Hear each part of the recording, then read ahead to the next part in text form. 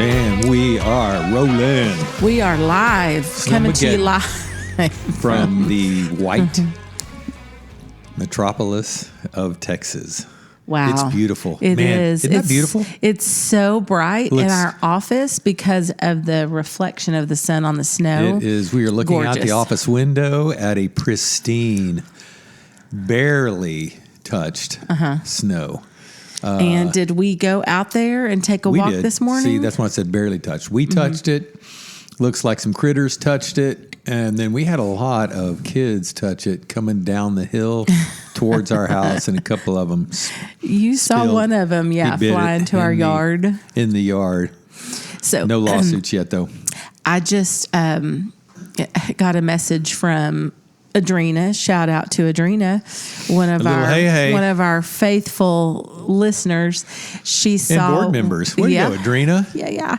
She saw where I posted about us taking a little walk. And I said, my strategy was, let's hold hands. And if one of us goes down, we both go down. And you said, I don't think that's a very good idea. But you did it. You did it. I did. And you tried your best. I did. To get us both down. I kind of got confident. I was just walking, feeling good. And got then a little lax. Before you know it, there I go. But no fall. What did the slip sound like again? Yeah. Zhuk. Speaking of zhuk. So, but let me just finish. Okay. So almost went down, but did not. But you said it kind of pulled your arm out of socket because you were holding my hand, like my strategy said. But Adrena messaged me and she said she went down several times, is what she just said. Man. So she said she's the one that laughed at you when you went down last year. She said you would have loved it, and I said I would have loved it, and I want a video of it. And I said, but also, are you okay? And she said, I am a little sore, but I wish I had a video of it to show you. So be careful out there, people. Yeah, I think at this age, for me, it's not the hitting the ground. It's the muscles trying to keep yourself up that you tear on the way down. Oh, so gosh. I think speaking of zhuk, that football game last night. Horrible. Yeah. It's not football. No. Wait, was it last night? It was yesterday. Yeah, it turns into a different game. It's not football, but it turns into a different game. Yeah. Ice ball or something. I'm going to go off for a minute. Okay, here we go. I think everyone, it's just a foregone conclusion. No one's going to talk about this because it's like, well, you know what? The weather's part of it, right? It's just, everyone knows that's just part of it. And both teams have the same disadvantage if it's, wet or slippery, if it's raining or whatever. But when you have 99% of your games, let's say 100% of your games all season long in dry weather, could be raining a little bit, but and then you play that kind of game, like you said, it no longer becomes football. And whoever is ahead, you win. Guess what? Because you can't throw the ball, you can't run the ball. It's like that would be, and so you start rethinking. Why don't we play important games indoors? If you want to play outdoors, that's on you. And then we talk about the home field advantage, Denver had. How'd that work out for you? Wow. My dad said something about, it's the altitude. You know what? I don't even want to see somebody who's got better, breathing during altitude. If I want to watch somebody hold their breath and go underwater or be an astronaut or something like that, I'll watch that. Yeah. This is football. Yeah. It'd be like, I don't know, Marty Supreme popped in my head. Like, we're going to play ping pong, but here, let me have your paddle. And we're going to grease it up with some butter. And we're going to grease the ball up. And whoever can play best like that, okay. So now you're watching another skill. It's another sport. It'd be like, okay, we're watching downhill skiing the whole entire year, and there's snow. And now on the Olympics, there's going to be no snow. That's a good point. And who can ski on the? Hey, but it's all the same. We're all going to see. But now it's another sport. It's who can ski on a downhill slope with dry ground, no snow. I mean, it really wasn't a game anymore. It wasn't football. And whoever was ahead, you win. Now, hear me. I'm not bitter about it. I couldn't care less. No, really. But you do make a good point. That's a very good point. The football gods got Denver back for taking Cook's catch away. calling that an interception. So Denver didn't, I'm making a lot of people mad. Sorry, Blake. Yeah. Blake wanted Denver. Oh, man. Well, that would have been a cool story with Stidham. And then last night, man, I wanted the Rams because I do like Stafford. But, man, Seahawks, Rams had their chances. Yeah. But the Seahawks are good. So they took it. Told my dad, whoever won between the Patriots and the Broncos, they were going to get beat by the Seahawks anyway. So that's my prediction, folks. So there you heard it here calling first. It. But why the weather? Let's don't do that. That was not fun to watch. It was a boring game. It was like no fun to watch. It's funny. There's a lot of things that do rain delays and they don't play the sport when it's inclement weather. It's like basketball. Yeah. Can you imagine? Okay, we're going to roll marbles all over the floor now and we're going to grease up the basketball. Now you guys go get it. Have fun. Try your best. Okay, anyway, so I have two more things to talk about: weather delays, weather reschedulings. Okay. One is Friday night. We were all had it teed up. We were ready to watch Alex Honnold scale free solo the Taipei in Taiwan. Yep. And rain delay. Taiwan. So then we were like, what the heck? So looked it up and found out it was the rain delayed it. So I guess a slick building with rain on it makes it even more challenging and worse. So they reschedule it for the night after. So how many of you sat there Saturday evening watching Netflix live? Like we were like, what would happen if he really did slip, if he fell? And it's live on Netflix. So anyway, I had the sweatiest hands. You had to take off your UGG house shoes. My feet were sweating. And it was horrible. But he didn't fall. By the way, a lot of people, because it's on Netflix and it was this banner, thing on Netflix and everybody started talking about it on social media. Many people had not seen the documentary Free Solo. And so you've got to see that. He free soloed El Capitan 3 hours and 56 minutes. You want to talk about, and honestly, after watching that documentary, I thought this building was going to be very easy for him. I think it probably was. If you asked him on a scale of 1 to 10, I think El Capitan was probably a 10 at difficulty, and this was like a -2 for him. But unreal. But I do feel like it presented different challenges. Yeah, like him waving to fans and wasn't a no-brainer for him. Taking selfies with people in the building, and then getting on. Here's my deal. Not only does he have, somebody said something about no fears. Like, no, he's got the fear, but he just faces it because with skill and practice and preparation. But watch the documentary on, Free Solo, because his amygdala, different things light up differently in his brain, right? And so he doesn't feel the same intense emotions that we would feel in certain circumstances.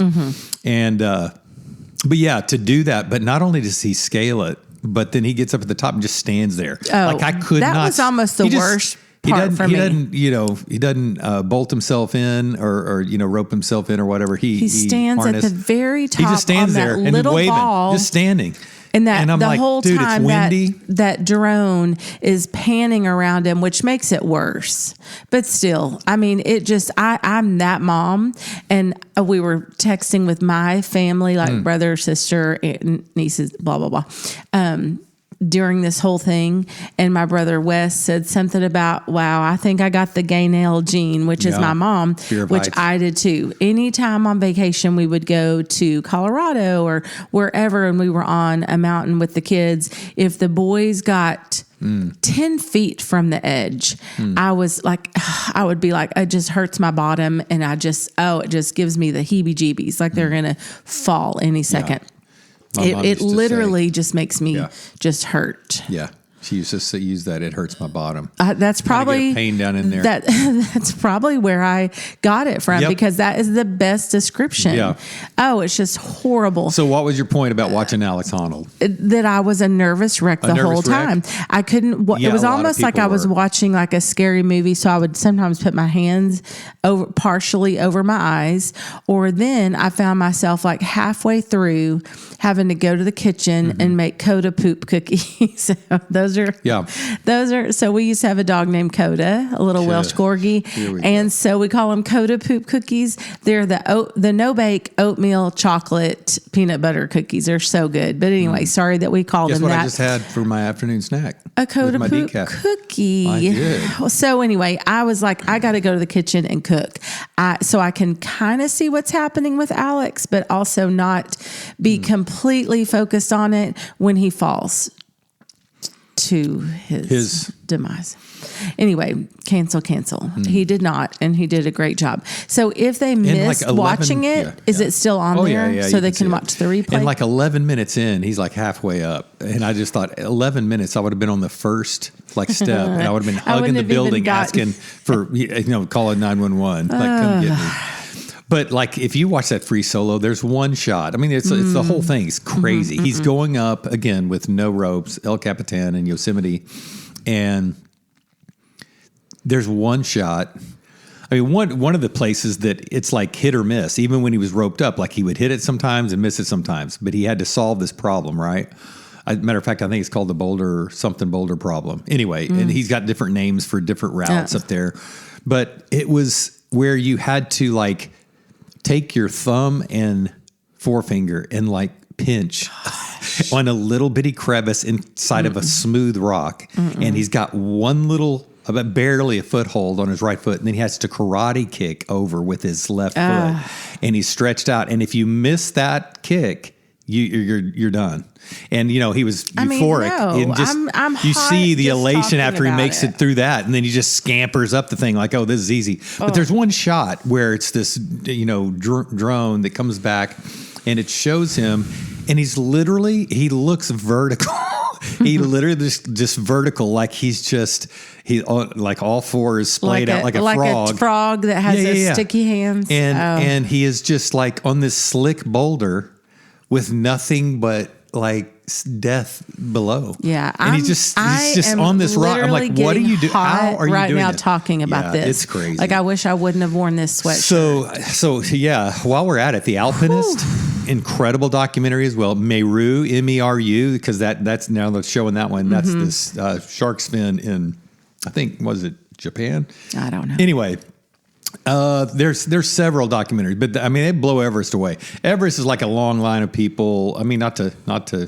I mean, I know. Yeah. But like they got ropes, and it's the little assembly line, and you're just kind of following the ropes and climbing. I'm not going to do Everest. I'm not saying it's easy. Never. But this is a different. I mean, these guys, it's crazy stuff. I'm fascinated with those documentaries. Love them. But yeah, so the world knows Alex Honnold now. Yeah. And it'll be interesting to see if he does something next. He's got a wife, 2 kids, right? Well, at least one. I don't. In the documentary, I think I saw 2 little rugrats running around. But it's just that ups the game. But I think for him, he feels like, man, I'm prepared. I can. And the first Free Solo deals with that when he starts dating the girl, and Sonny.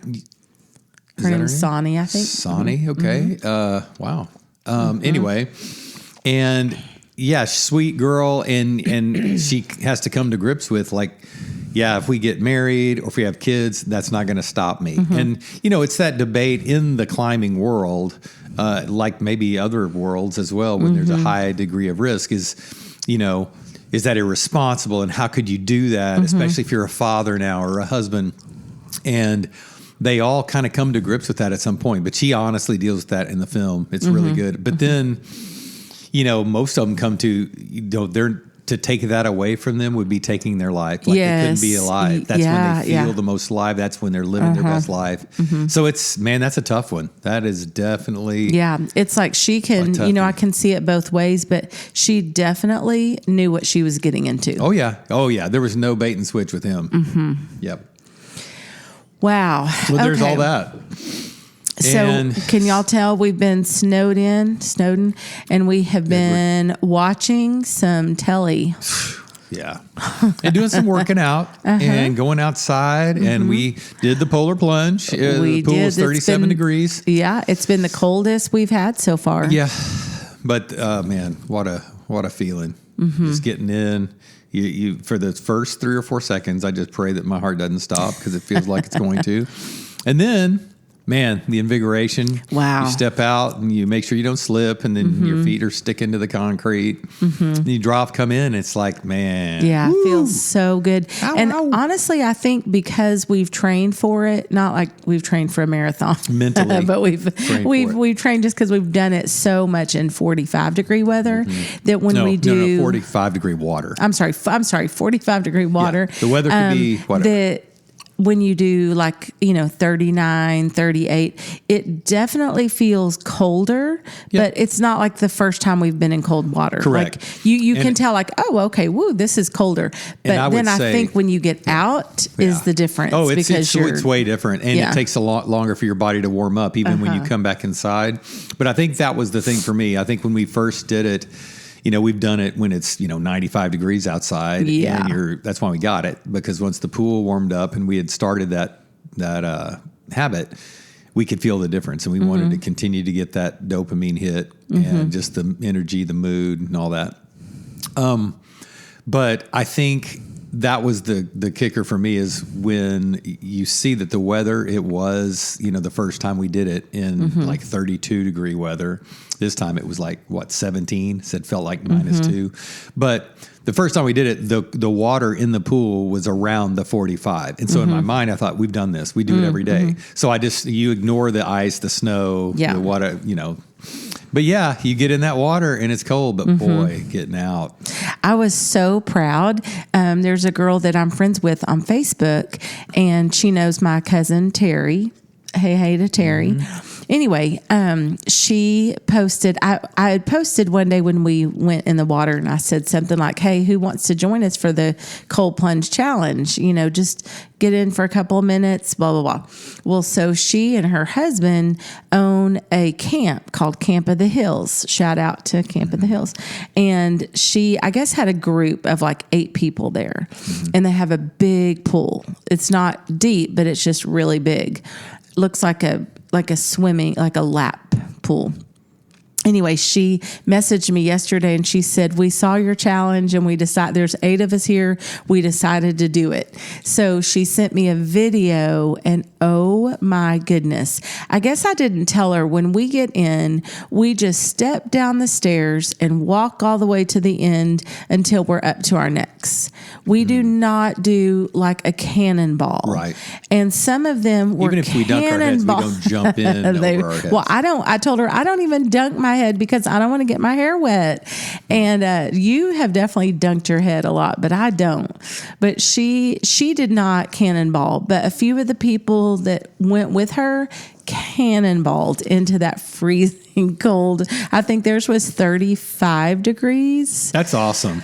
And if they've never done it, good for them. I know. So I'm hoping. I said something about it's addicting, and she said, well, we'll see if it becomes an addiction. But I think her husband had looked into a mod tub like ours. So well, Mrs. anyway, Hackney, so what do married couples? We'd like to hear from you guys. What do married couples do when you're snowed in together? And, is this cabin fever? Do you both get on your phones? Do you go to separate rooms? A lot of you are playing with your kids, But I think some of you guys, especially maybe in the older years, are empty nesters or open nesters, as we like to call it. Do you binge Netflix shows? Do you go play an instrument? Yeah, do you y'all put let together us know a puzzle? what you do. What do you do? Do you get on each other's nerves? Well, we haven't done that yet. No, we haven't. Gotten on each other's can nerves. I tell you, I just saw, I know. I'm just about to find out. I just saw someone post in, I think it was like South Lake Moms or something, said, can someone help? We need a couples counselor this week. And somebody said, too much time inside together, kind of made a joke about it, which I get it. It's kind of ha-ha funny, but it did not sound ha-ha funny from what she shared. So anyway, I wondered if being kind of cooped up inside with, your significant other or your spouse for the week, if that does get that can get a little tough. So Yeah, just saw that today. And of course, I commented back and just said, hey, let us know if we can help, if it would be a fit, and just put long haul marriage. So we've actually heard from a few people from whenever I've posted on Facebook like that. So that's kind of cool to meet new people Sorry like that. Sorry about the noise in the background. I had to go turn the heater down. I know. Third world problems. I thought it was just me talking about the free solo up the skyscraper whenever I was getting hot, but I just kicked it on for 1 degree in this office, but man, it gets hot in this office. Yeah. Woo. So y'all let us know how it's going. Hope you guys are faring well. If you're So I started to say, inside. Mrs. Hackney, last time we recorded, we talked about the upcoming retreat, your Evergreen retreat that you're going to have with some ladies at Broken Bow. And obviously it was supposed to be Friday to Sunday, and this big old ice storm that came in across the United States hit us, and it was Friday to Sunday, basically Friday to Monday now. And so you had to postpone. Yes. And so I want to hear, because it's so wild how you shared. First, I just want to hear about how you dealt with that emotionally and logistically, and maybe talk about it, because I know some of the women who were planning to go now can't go on the rescheduled dates. And that was what you were fearing, and what a bummer. So I want to hear how you tackled that emotionally. But also, when you shared that disappointment, you shared a post about it, and you heard back from so many that connected with, just being honest about that disappointment. And then a couple of really cool things came out as far as connections and us learning about some things that we were able to then pray with that family or those families. Yeah. So what we were ready to go and kept our eye on the storm. But, usually you hear about something and it ends up like, okay, it looks like it's not going to be quite as bad as we thought. And so, first of all, it was hard really to have to be the one to make the call. But as it turns out, it wasn't as hard as I thought it would be, because the closer we got to the date, to Friday, like we'd have to be leaving this last Friday morning. So as we got closer, and the meteorologist could look and see they could more accurately target the time and the severity. It got it was just a target right on the time when we were supposed to leave, and also coming back, was going to be near impossible. So, and it looked like it was going to be pretty bad, which that is what it is, how it actually turned out. Right. But then when I reached out to our Airbnb host in Broken Bow, Oklahoma, she said, unfortunately, the way that the cabin is positioned, it's so high up on a mountain that the road to get to it is a very steep incline. So she said, you just can't even really navigate it in ice or snow. So that really sealed the deal for me. I thought, okay, I'm kind of glad it was like that, because I didn't have to go, I don't know, should we not? Once I heard from her that we could move it without being charged, right. And how the cabin was not even reachable. Right. It made it easier. So made the call, and I just remember it was a little bit after that happened. I guess I shared with you, and I cried. I cried a couple of times just because I was so disappointed. I was so excited and so ready to go. Literally, had already gone to the grocery store Costco for snacks and drinks. And my friend Lisa is helping us with the food, and so I had to, message her and say, stop the food. Yeah. And literally, we were, packed up, pretty much ready, and had to make the call. So I think my biggest two things. Biggest disappointment was knowing that whatever date we picked, whatever the next date that was available at the cabin, I had a feeling not all of the women would be able to come. And that broke my heart, just because I had heard their stories of being so excited. They had all already had a plan of where to meet to carpool. And Well, you make all the plans and you're emotionally kind of ready, especially if you've dealt with a little anxiety about it. And it's like, okay, I'm doing this. Yeah. So I'd been, I'd had a little bit of anxiety leading up to it, just kind of a nervous anxiety, but then also just kind of ruminating on all of the details and all of the things we needed to remember. And it started kind of getting, where it was bogging me down a little bit. And so, just really prayed through that, and you prayed over me and had worked through a lot of that. Not nervous to share or speak in front of anyone, but just all of the details were just getting the better of me, literally. And so I felt like I had worked through that. So then I was telling Carson, our son, I said, it reminds me of when I used to run track back in junior high and high school.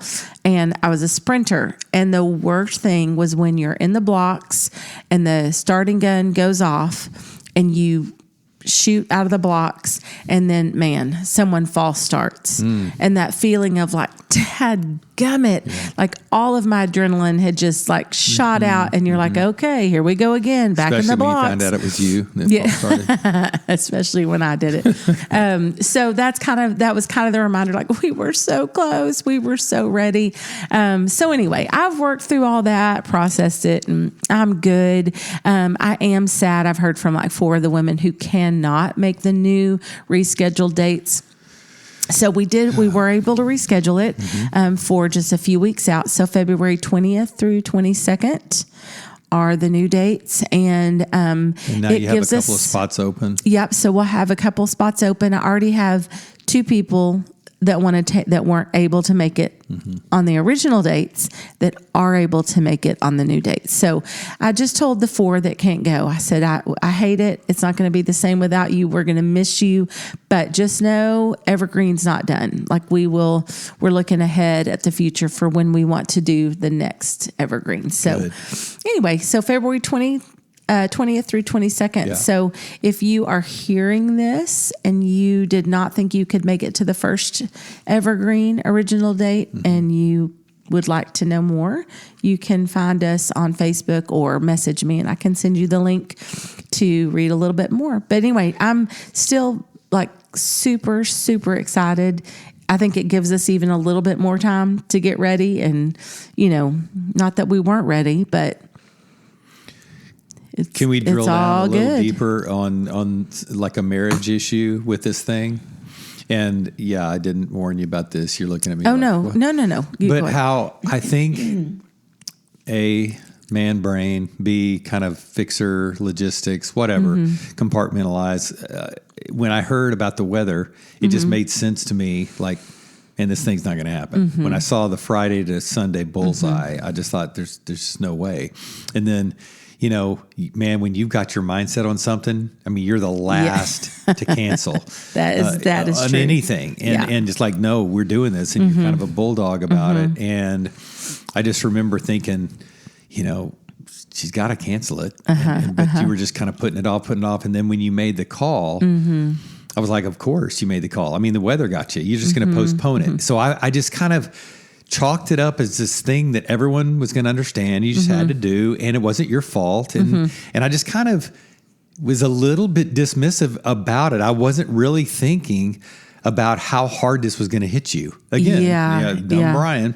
And so I think, can you talk about how I originally, I guess, took that and was acting and maybe not being there emotionally to support you as much as did it hurt your feelings? Because I felt like I noticed it and you said something about it. And then when you said Chandler was really sweet, our daughter Chandler was really sweet about it, I thought, sweet about what? Is what I first, and then I thought, wow. And when you said that, and then I started, you kind of letting me in on how disappointed you were. And this is before, it was when I came to you later and then actually clued in that you were able to get vulnerable and really, really cry. And that's when, so talk about that. That's good. That's good, because I feel like there have been so many times for us, and probably many people listening, who will be like, man, I've missed so many opportunities. Because it would have been easy for me to say, I'm disappointed, and just kind of keep it at that. And whenever I could tell Like you just weren't really, you were more like Mr. Logistics, like, well, we'll just move it. It's okay. You know? Right. And I'm like, man, you don't get it. You just do not get it. Correct. So I think it would have just been easy to skim over that and not try to make you understand. Mm-hmm. Like I just would have probably closed off a little bit about it. Did you have your feelings hurt this time, or did you get resentful at all? Because you never really acted that way. Mm-hmm. You didn't, but I think later I just started, when I clued in, I was like, ooh, maybe I missed this one. Mm-hmm. I don't think you let it go for too long. I think maybe if we would have done this podcast and we would have never had that time for me to totally kind of break down and cry, and you kind of help me reframe it. Maybe we could talk then about if I were still, upset or disappointed or disheartened or whatever.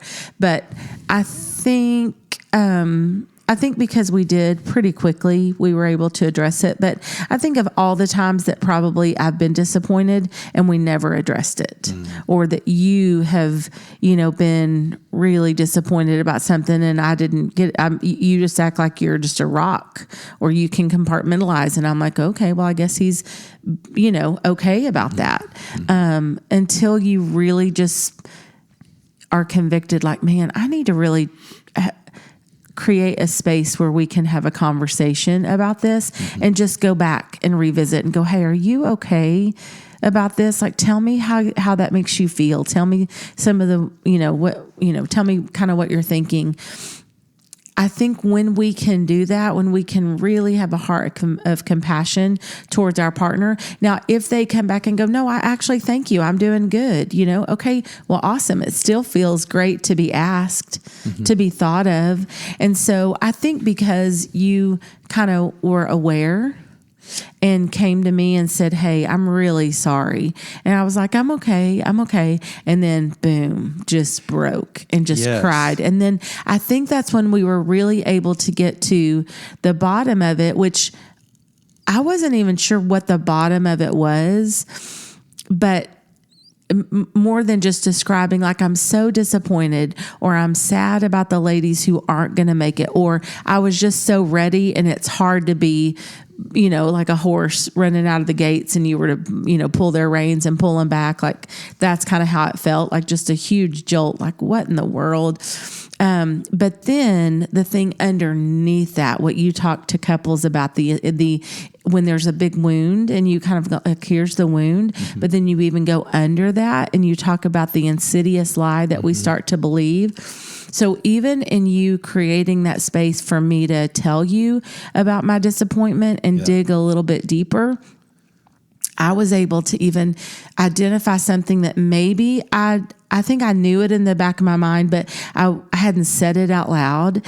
And so what I said to you was, I think the bigger lie that I'm starting to believe is this is what happens when you dream big. See, look at that. Way to go. Yeah, thanks a lot, God. So this is what happens when you step out and dream. And it was like you had your feelings hurt by God, and boy, you just broke. And it was kind of a sobbing. And that's when I was able to be there and hold you and say, babe, I'm really sorry. I remember something you said, and it was so interesting. I don't know if it's like if I've ever heard this before, but you said, hey, babe, after I cried and just said that was the lie that I'd been believing, is like, there's no reason to dream big. Just stay home, stay safe. Don't try to, go outside of your comfort zone, because all of this kind of was. It's kind of a big undertaking to say, I'm going to open up this space for a retreat, and I'm going to drive 4 hours and, schedule this home and hope people sign up and invest a lot of time and energy and heart into it. And so whenever the weather just kind of crapped on it, that's how it felt. Like, thanks a lot. That this is really like, this is what happens. See if I want to do this again, kind of deal, right. Well, so you said to me after I shared that with you, you were like, you just kind of held me for a second. And then you said, hey, babe, I'm really sorry you got your feelings hurt by God. Or I'm sorry that God hurt your feelings again.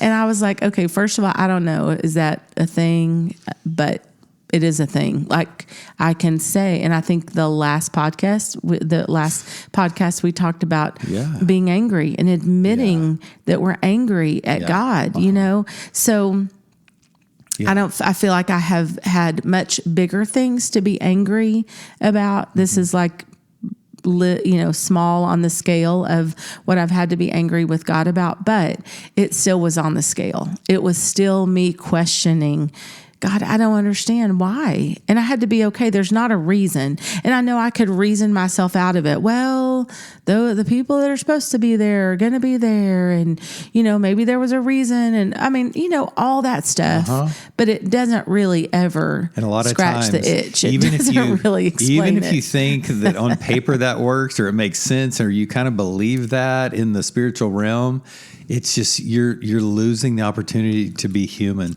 and the human emotion is, man, I'm sad, I'm disappointed, man, my feelings are hurt. And God, if you thought I was like stepping out to do this, why didn't you give me the early update to say, hey, psst, don't do it on this weekend because it's not going to be, I'm sending some bad weather. Why don't you do it on this weekend? Wink, wink, like no inside scoop. Just, it was a lot to have to change it as well. A lot of logistics and all that. So anyway. And the reason why I asked you if you had held a little resentment, or your feelings were hurt, like at me, not at God, but for not supporting you and like almost dismissing it as no big deal. Like, hey, you can postpone it. It's the weather, right? Is because you didn't show me like the cold shoulder. And I think about so many times in our past and in so many marriages, the woman or the man, but many times in this kind of scenario, the woman would have her feelings hurt. Yes. And be really snippy and cold and just kind of like, well, and really be pouty because you didn't show me the emotional support that I needed. Yes. And so good on you for having the maturity to not like hold that against me, to kind of just give me time to actually, for it to dawn on me. And I know somebody out there may be thinking, well, it would never dawn on my husband. How do you know? If you actually not just get your feelings hurt and pout, but then actually attack him. Hey, why don't you care?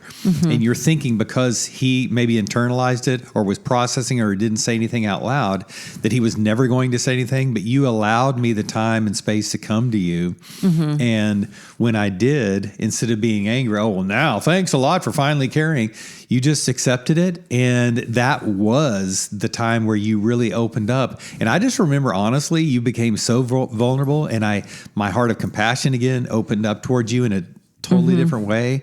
And I felt closer to you after that. I just felt so much closer to you. And I mean, we had to learn that. I mean, we had a tender moment, where again, I held you, you cried, kind of the giver your shoulder, not your mouth. I didn't try to fix a whole lot. I just try to let you be sad about it and then just prayed about it. And that's something that literally changed the course of that day. I mean, it was, and I think what I've learned to do is, I mean, we won't know because you were the one to come to me and say, hey, I'm really sorry what happened with Evergreen. But I think what I've learned to do is after maybe, a certain amount of time, not let that fester. But if I feel hurt by you because you haven't reacted or you haven't responded or you haven't, acted like you cared or didn't give me whatever response I felt like I needed or wanted, I've gotten a lot better about coming to you and asking or telling you what I need or want. Like, hey, Again, that's maturity. That's growth. I felt like, at a time that was really, I was really, sad about something, that you were distracted or you didn't really plug in or you didn't really even understand how it was affecting me. And that hurt my feelings. Yeah. So I feel like now we're better. We're just like, man, we're getting too old for this crap to play games. And for me to sulk for a few days about, man, he doesn't care. And like we're just getting too old for that. So, and I think about a couple that and I met with them. This is probably 10 or 15 years ago, and they had been married like 27 years, and they were in a really, really bad spot. And she started telling me this story And she told it as if it had happened like the week before. She said, she just tons. I just said, it seems like you hold your husband in contempt. Like, it seems like there's a lot of almost hatred for him, and I said, so do you have any resentment built up? And she, oh, you better believe I do. And she said, she just brought up this time. She said, I will never forget it. Is when I had to have surgery. And I was in the hospital, and my kids were there, my mom and dad were there, my friend were there, but he went hunting. And how dare he? I was in the hospital having surgery, and it wasn't like life-threatening, it wasn't like she was in an accident, but she had the surgery, but he had chosen to go on a hunting trip. And I said, how long ago was that? And she said, oh, it was 20 years ago. And I thought, wow, she has held on to resentment over something he did 20 years ago. So first of all, okay, maybe she should have been resentful over that. Maybe he should have been there, not gone on the hunting trip, right? But I just think about when you hold on to resentment that long. So at some point, like you said, hey, that really hurt my feelings. Like, I don't want to take the bait, right? I don't want to be offended. I'm offended, highly offended. So I'm going to tell you that hurt my feelings. And hopefully the husband can hear and say, baby, I'm so sorry. I hear now how bad that hurt your feelings. That will never happen again. Instead of justifying it or rationalizing it away or being defensive. But many times we have to be vulnerable to say that hurt me, instead of just, holding it in and then hoping our spouse figures it out. Right. So again, tons of growth for both of us, I think, in that area. Because we've done it wrong for many that's what people times do. Over we many hurt years. each other, and then we hold on to resentments, and we get butt hurt, and then we go over in our corner and pout and hope our spouse figures it out. Or then we can't see anything good they do because we're holding on to that thing you did to me 20 years ago. Like, that is the ultimate betrayal. One of the things I love the most about what we get to do with couples is we're kind of outsiders looking in. And so when we sit down with a couple and they're focused on the thing that hurt them, or how, this is how she responded out of her hurt, and then here we go, just around the mulberry bush.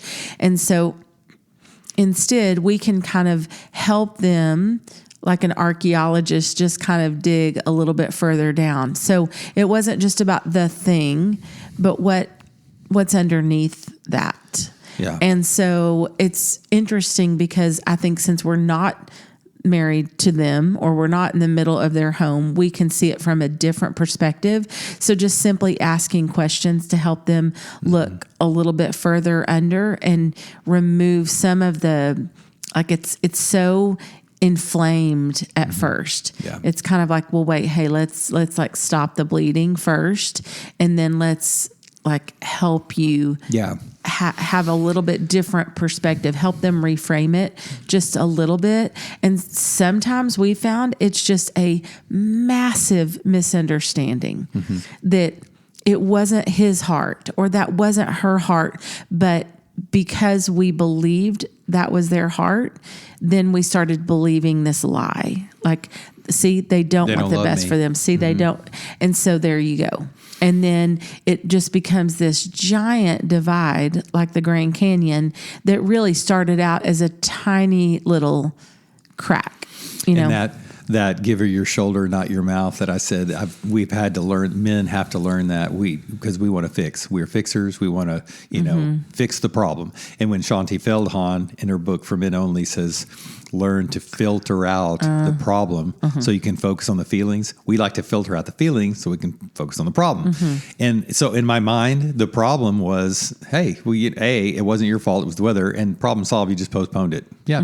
Big, instead of, man, this is disappointing. I'm really sad. Yes. And so for men to try to listen when we hear our wives say, I'm disappointed, and try to focus on that feeling, whatever it is, and really meet her there.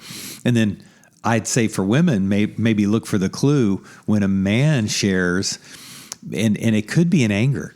because many times if a man's angry, he's covering, we've talked about it, he's covering fear, shame, and all that, but it can be covering sadness. So many times he's disappointed, maybe sad, but he's going to come out in anger. Yeah. So try to listen beyond the emotion and hear what's underneath it. All right, everybody. Well, hopefully that story of Jamie postponing her little big Evergreen deal it helped you guys. And any predictions for the Super Bowl?